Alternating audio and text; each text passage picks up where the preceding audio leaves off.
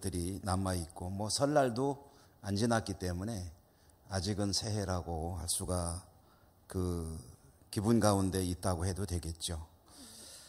새해를 시작하면서 성도로 살아가는 저나 여러분 우리들이 여러 가지 또 소망하는 바들이 있을 터인데 진지하게 주님 보시기에 좋은 삶을 지향하는 성도들에게 있어서 빼놓을 수 없는 소원이 아마 성령 충만이 아닐까 하는 생각을 합니다. 표현은 다양하게 할 수 있겠으나 금년 한 해가 성령으로 충만하여 성령님에게 붙들리어 성령님의 이끌리어 성령님의 인도하심에 순종하며 살아가는 한 해가 되기를 원합니다 하는 소망들을 가지고 계실 것입니다. 여러분의 금년 한 해가 하나님의 영에 붙들리는 복된 한 해가 되시기를 기원드립니다.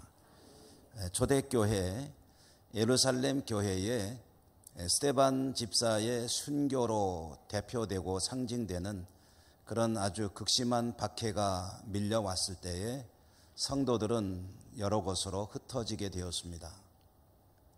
흩어진 성도들은 가는 곳마다 그냥 숨어 지내는 것이 아니고 복음을 전했고요. 성도들은 힘들었겠지만 결과적으로는 복음이 확산되는 그런 일이 되었습니다. 흩어진 사람들 중에 7 집사 중에 한 사람인 빌립이라고 하는 사람이 있었죠. 이 사람은 사마리아 성에 가서 복음을 전했습니다. 빌립이 사마리아 성에서 복음을 전할 때에 많은 표적이 있었다고 성경이 전해주고 있습니다. 더러운 귀신이 떠나가고 또 중풍병자가 낫기도 하는 그런 여러 가지 이적들 가운데서 사마리아 성에는 복음이 확산이 되고 많은 사람들이 복음을 받아들이고 구원받는 자들이 늘어나고 성경에 보니까 성에는 놀라움과 함께 기쁨이 있게 되더라 하고 전해주고 있습니다. 사마리아 성에서 이와 같이 복음의 역사가 나타나고 있다는 그런 소식이 예루살렘 교회에 그 당시로서는 일종의 선교센터라고 할 수가 있겠죠. 복음의 중심지라고 할 수 있는 예루살렘 교회에 전해지게 되고 예루살렘 교회에서는 이 사마리아 성에서 나타나고 있는 이런 일들이 잘 이루어져 갈 수 있도록 베드로와 요한 두 사람을 이 사마리아 성에 파송했습니다.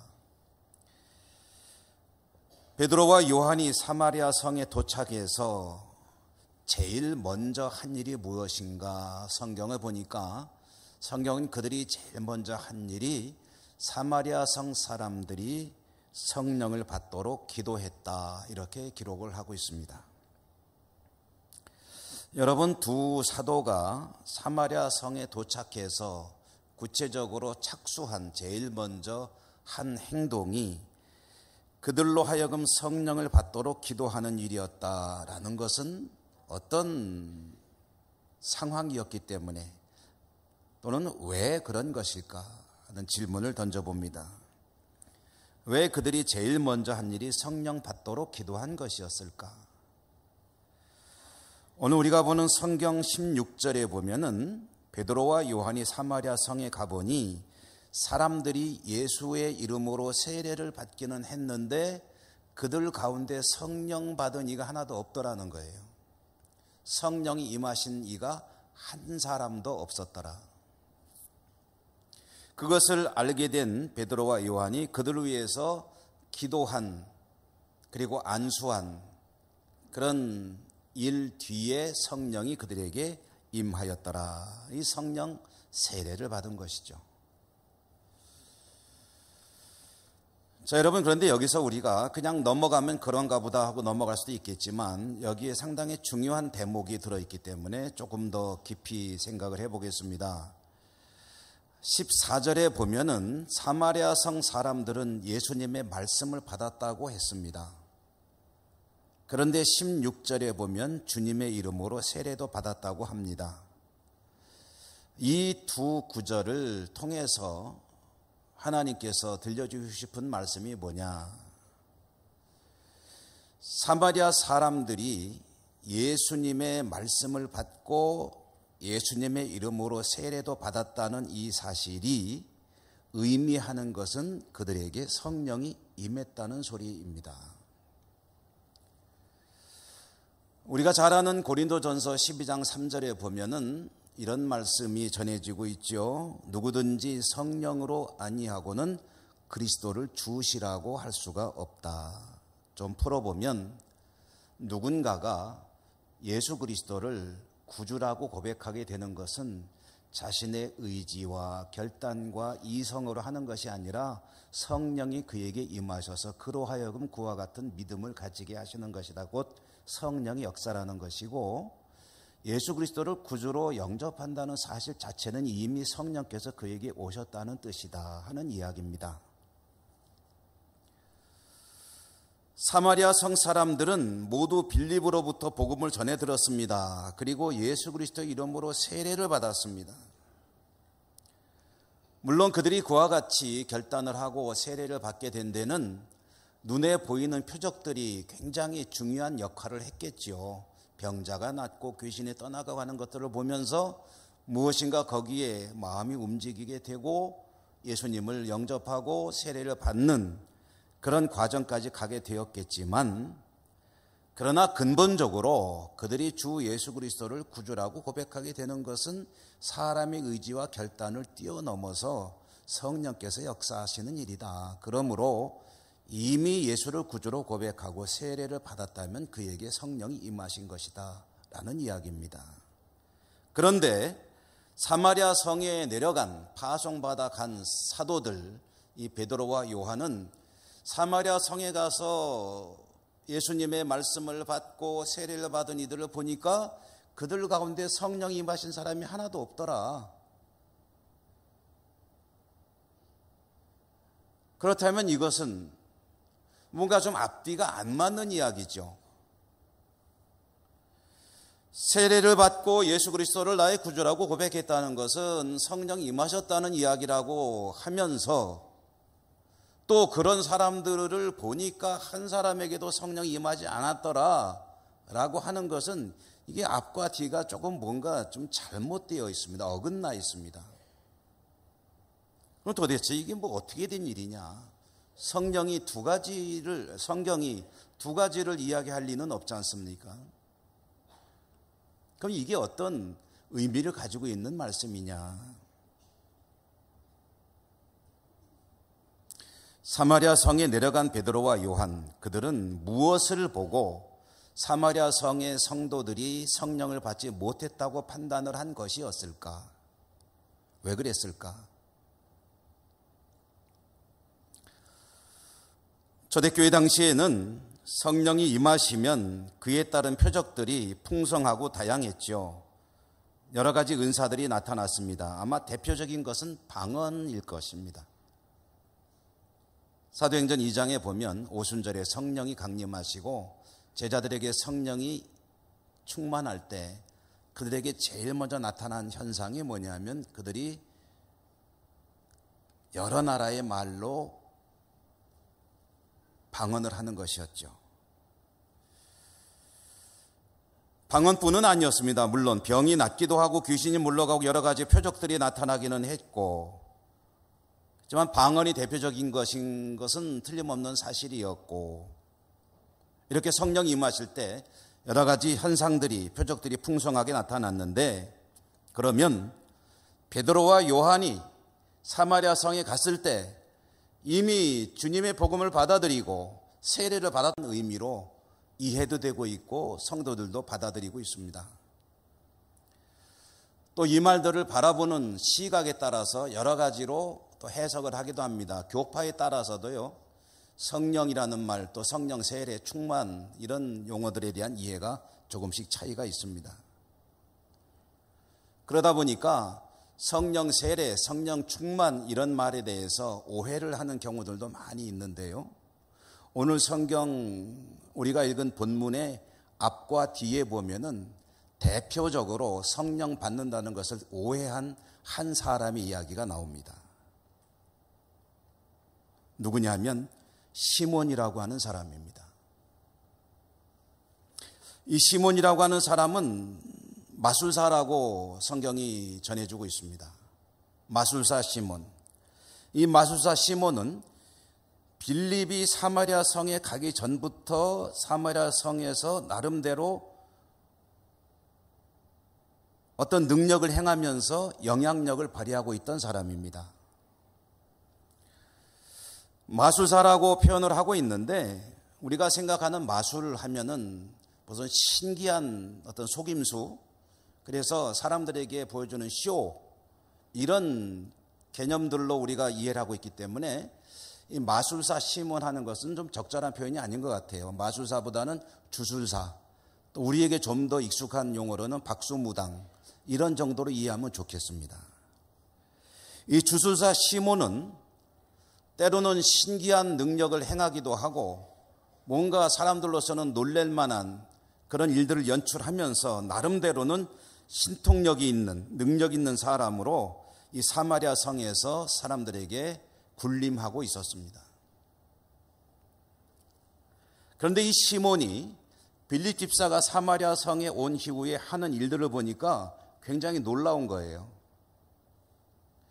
빌립이 복음을 전하기도 하지만 사도들이 기도할 때 성령이 임하는 것을 목격합니다. 아마 사마리아 성도들 가운데 성령이 임하시면서 방언을 하는 사람도 있었을 것이고 또 그들 가운데는 이런저런 은사를 체험하는 이들도 있었을 것입니다. 이런 모습을 보면서 시몬은 더욱 놀란 거죠. 경악을 했죠.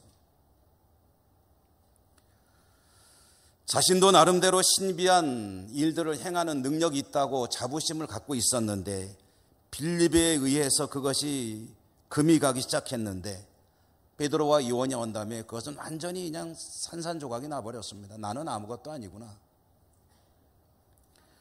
시몬은 결심을 합니다. 사도들을 찾아갑니다. 어떻게든 자신도 그런 능력, 들어보니까 성령의 능력이라고 한다는데 나에게도 그런 능력이 좀 있었으면 좋겠다. 그걸 가지고 싶다. 그래서 그는 나름대로 최선을 다해서 준비합니다. 뭘 준비합니까? 돈을 준비했습니다. 돈을 준비해가지고 베드로와 요한 사도들을 찾아갔습니다. 그리고 요청을 합니다. 그의 말을 조금 일상적인 용어로 바꿔서 해본다면 이렇게 말을 한 겁니다. 나에게도 당신들이 행하는 그 능력을 행할 수 있도록 해주십시오. 나도 손을 얹어 기도하면 내가 기도하는 사람들에게 그런 일이 나타나도록 좀 나에게 그 능력을 좀 나누어 주십시오. 나도 그렇게 할 수 있도록 내가 손을 얹어 기도하면 사람들이 성령을 받을 수 있도록 그런 능력을 허락해 주십시오. 제 성의를 받으시고. 어떻게 됐습니까? 아주 혼이 났죠. 베드로에게 아주 경을 쳤습니다. 시몬은 그 야단을 맞고 혼비백산에서 슬그머니 사라져 갔습니다. 그리고 베드로와 요한은 그 일이 있은 후에 아마 사마리아 성의 성도들을 잘 돌본 뒤에 예루살렘으로 돌아갔겠죠. 자, 그런데 여러분, 좀 전에 드렸던 질문, 제기했던 질문에 대해서 답을 드리지 않았습니다. 좀 전에 어떤 질문을 드렸습니까? 베드로와 요한이 사마리아 성에 가서 세례를 받은 사람들을 보니까 한 사람에게도 성령이 임하지 않았더라. 한 사람도 성령을 받지 않았더라. 베드로와 요한은 무엇을 보고 그들에게 성령이 임하지 않았다고 판단했을까요? 그렇게 판단한 근거가 뭐였을까요?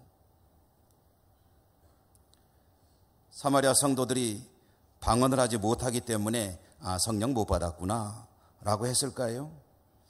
아니면 병을 고치거나 귀신을 쫓아내는 능력 행하는 사람이 없었기 때문에 이 사람들이 성령을 못 받았구나 이렇게 판단을 했을까요? 무슨 근거로 아무리 사도지만 성령을 받지 못했다고 그렇게 판단을 했던 것일까요?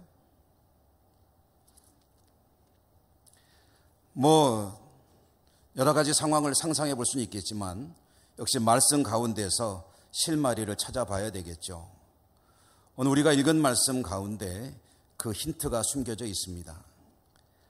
오늘 14절과 16절 말씀을 다시 한번 연결해서 읽어보면 14절에는 사마리아 사람들이 하나님의 말씀을 받았다는 소식을 사도들이 들었다고 했습니다. 사마리아 성에 있는 사람들이 주님의 복음을, 하나님의 말씀을 받았다는 겁니다. 그런데 16절에 보면 그 중에 한 사람에게도 성령이 내리시지 않았다고 합니다. 세례는 받았지만. 자, 여러분, 이것이 무슨 의미일까요? 말씀을 받았지만 성령 받은 사람은 없더라. 말씀은 받았는데 성령을 받지는 못했더라. 이 말이 어떤 의미를 가지고 있는 걸까요? 이것은 말씀을 받기는 했지만 성령을 받지 못했다는 것은 말씀을 받기는 했지만 말씀을 받은 표가 나는 사람이 없더라라는 이야기입니다. 다시 말해서 말씀을 받았다면, 하나님의 복음을 받아들였다면 하나님의 복음을 받았기 때문에 나타나야 될 모습들이 있는데 그런 모습이 나타나지 않고 있더라. 말씀을 받은 사람다운 모습이 곧 성령 받은 사람의 모습인데 그와 같은 것이 나타나지 않고 있더라. 다시 말해서 예수 그리스도를 영접하여 세례를 받았다고 하는데 그렇지 않은 사람과 하나도 다를 게 없더라. 도대체 표가 나는 게 없더라.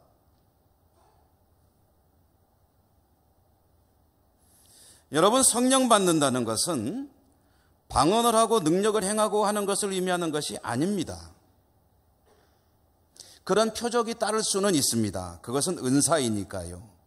그러나 성령 받는다는 것의 본질이 무슨 능력을 행하고 방언을 하고 하는 것이 아닙니다. 그것은 받았다는 것을 겉으로 보여주는 하나의 표적일 뿐입니다.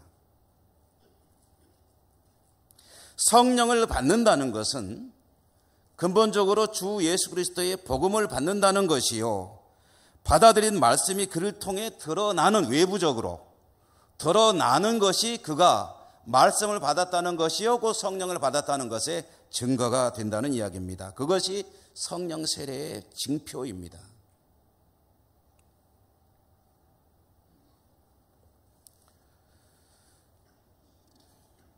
하나님은 인간을 찾아오십니다. 저나 여러분에게도 하나님이 찾아오셨습니다. 내가 하나님을 향해 나갔다고 오해하지 마십시오. 내가 하나님을 찾았다고, 죄송한 표현이지만 착각하지 마십시오. 하나님이 찾아오셨습니다. 하나님이 찾아오셔서 절대로 예수 그리스도가 나의 구주라고 생각도 안 하고 고백할 마음도 없는 우리의 마음속에 그러한 생각을 넣어주시고 입술로 고백하게 하시고 영접하게 하시고 세례도 받게 하시고 하나님의 사람으로 살아가게 하십니다. 그것이 성령이 오셔서 하시는 일입니다. 하나님은 그 백성들을 찾아오실 때 말씀으로 찾아오십니다. 여러분, 성경 전체를 들고 한번 보십시오. 하나님께서 하나님의 백성을 찾으실 때 어떻게 찾아오시는가? 그 찾아오시는 경로, 통로가 무엇인가?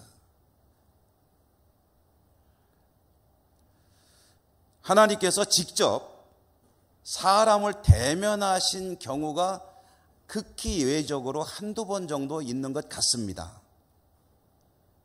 우선 모세라는 사람을 하나님과 직접 대면하여 만나던 자라고 성경이 전해주고 있습니다. 그러니까 모세 같은 경우는 하나님과 직접 대면했다고 알려지고 있죠. 근데 그 외에 과연 하나님과 직접 대면한 이가 누가 있었던가? 환상을 통해서 보거나 어떤 이상을 본 적은 있을지 모르겠으나 하나님과 직접 대면한 자가 누가 있었던가? 아무도 없습니다. 하나님이 사람을 찾아오시는 길은 말씀으로 찾아오시는 거예요.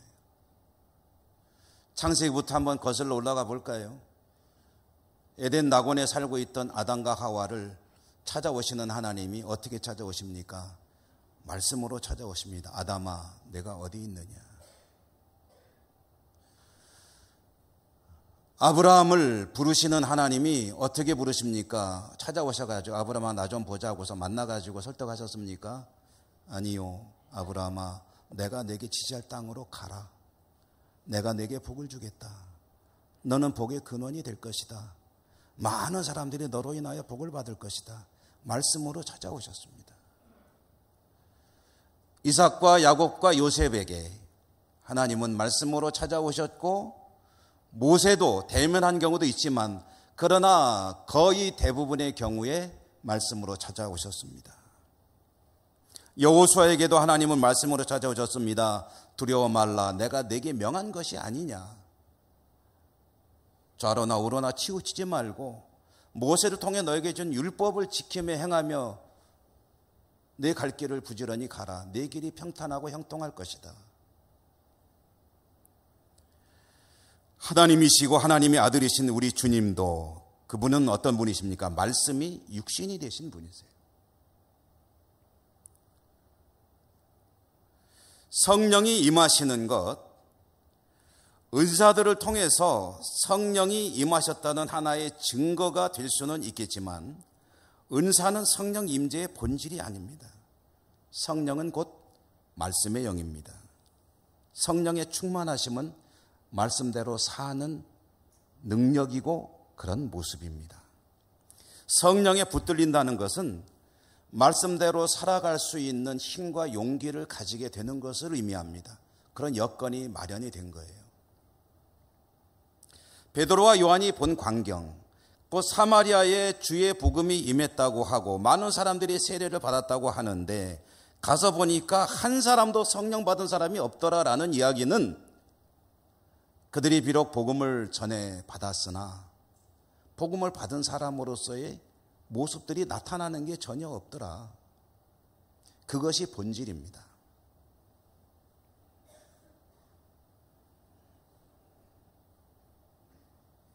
그러므로 여러분, 우리의 마음속에 성령 충만한 삶을 원합니다. 금년 한 해가 성령으로 살아갈 수 있기를 원합니다. 무엇인가 하나님 앞에 복된 삶이 되기를 원합니다 하는 그런 소원을 가지고 있을 때, 성령 충만을 구하실 때 나에게서 아무런 그런 일들이 나타나지 않는다고 실망하지 마십시오. 낙심하지 마십시오. 성령 충만하는데 왜 나는 방언도 못해? 성령 충만하다고 하는데 나는 왜 아무런 그런 변화가 없는 거야? 성령 충만은 그것이 아닙니다.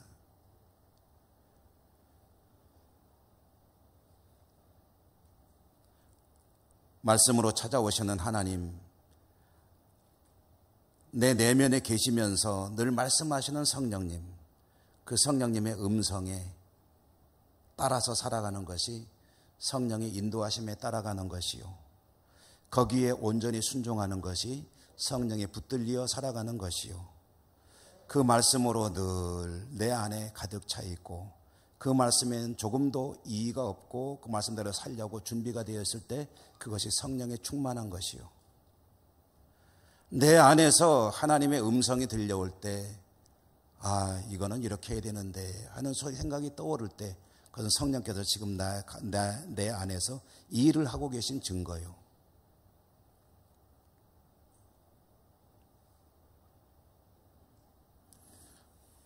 여러분, 능력 있는 성도로 살길 원하십니까? 능력 있는 성도의 삶도 말씀에 사로잡혀 살아갈 때 그것이 바로 능력 있는 성도의 삶이 됩니다. 우리가 하지 못해서 그렇지 여러분, 말씀대로 살아가려고 노력해 보십시오. 놀라운 능력이 나타납니다. 엄청난 능력을 행하게 됩니다. 말씀에 온전히 붙들리기만 하면요, 귀신이 맥을 못 춥니다. 말씀이 온전히 붙들리기만 하면 내 안에는 두려움이라는 것이 자리를 잡을 수가 없습니다. 그 어느 것도 나를 위협하지 못합니다. 세속의 그 어떤 유혹도 내가 말씀에 붙들리기만 한다면 나에게서 아무런 힘을 발휘하지 못합니다. 그리고 그렇게 살아가는 성도가 곧 성령 충만한 성도다. 성령은 늘 우리 안에 계시면서 말씀을 하십니다. 그런데 그 말씀을 듣는 우리들이 때로는 이런저런 상황에 따라서 어떤 것은 아멘하고 어떤 것들은 뒤로 패스 통과 넘겨버릴 때도 있습니다. 그리고 성령 충만하게 해달라고 기도합니다. 하나님 보실 때는 답답하실 수 있는 거죠. 여러분, 말씀에 따라 말씀대로 살아갈 용기가 없으십니까? 부딪혀 대면하다 보면 상황에 따라서 어떤 때는 슬그머니 말씀을 외면할 때가 있습니까? 성령님은 이렇게 하기를 원하시는 것 같은데 그러나 왠지 슬그머니 외면하고 싶을 때가 있습니까?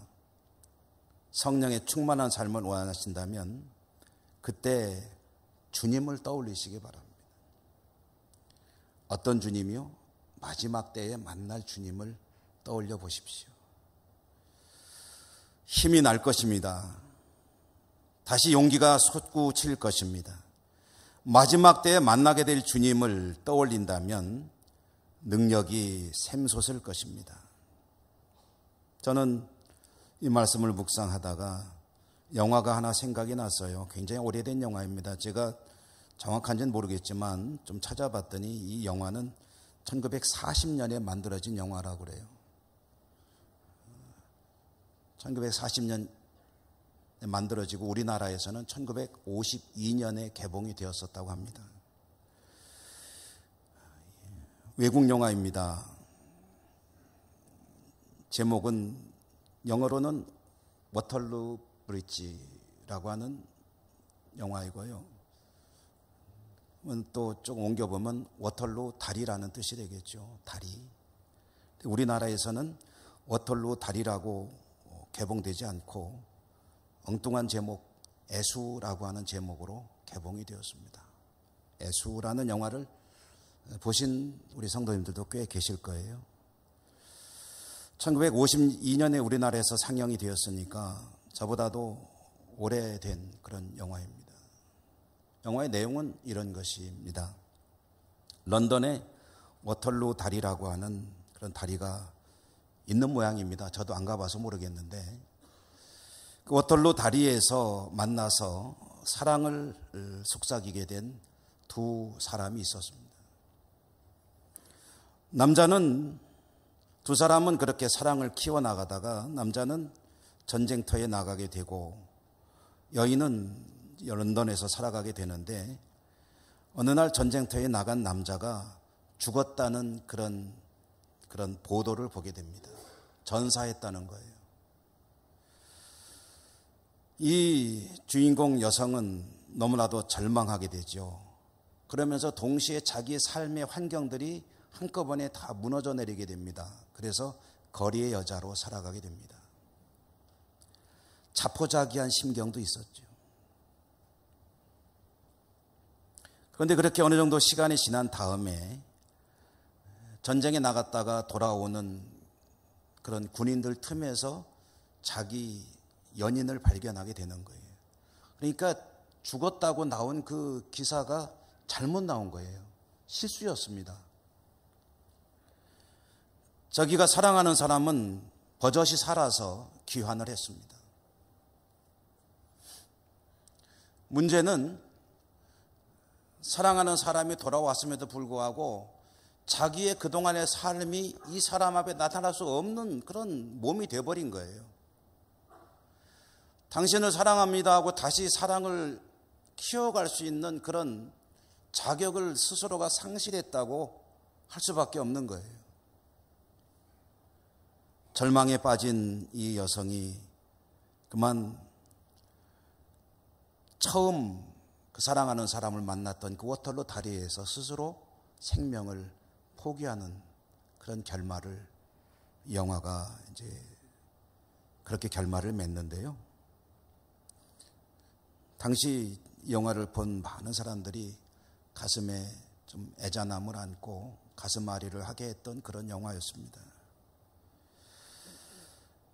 해피엔딩이라면 얼마나 좋겠는가 하는데 그런 생각이 들어요. 사랑하는 사람에 대해서 좀 더 정확하게, 좀 더 끈기를 가지고 좀 더 이게 보도가 과연 잘 된 건가 잘못된 건가 한번 알아보았더라면, 그래서 그런 오해를 하지 않았더라면, 그러면 어떤 어려움도 이겨나갈 수 있는 힘을 가졌을 것이고 사랑하는 사람을 만났을 것이고 행복한 삶을 살 수도 있었을 터인데 섣불리 포기하고 그러면서 자신의 삶이 망가진 그 인생이 너무나도 안타깝구나. 뭐 같은 차원에서 이야기할 수는 없겠지만요. 여러분, 성령의 사람으로 살아가기 위해서 필요한 것 중에 하나는 늘 주님의 모습을 생각하고 살아가는 것이구나 하는 것을 기억하시기를 바라요. 주님은 어제나 오늘이나 영원토록 변함이 없으신 분입니다. 언제나 나와 함께 하시고 나를 지켜주시고 구원하시는 분이시죠. 나를 살리기 위해서 자신을 십자가에 못 박으신 분이 바로 그분이시죠. 그분은 세상 마지막 날에 나와 만날 것이라는 약속을 주셨고 지금도 성령으로 임재하시며 내 인생을 이끌어가 주시고 힘을 주시고 용기를 주십니다. 거기를 바라보며 힘차게 살아갈 것을 계속해서 말씀으로 만나주시고 들려주고 계십니다. 그분의 약속을 믿고 의지하며 사는 것이 우리가 그렇게 사모하는 성령 충만한 삶이라는 것을 잊지 마십시오. 주님을 바라보고 주님의 약속을 믿고, 주님은 변하시는 분이 아니요 그 약속은 반드시 이루어지시는 분이기 때문에 그 길을 열심히 달려가시는 한 해가 되시기를 주님 이름으로 축원합니다. 은혜로우신 하나님 감사합니다. 오늘도 말씀을 주셨습니다. 주신 말씀을 듣고 금년 성령 충만, 말씀 충만, 하나님의 인도하심에 순종하여 승리하는 길로 나가기 원합니다. 은혜 더하여 주옵소서. 예수님 이름으로 감사하고 기도드립니다. 아멘.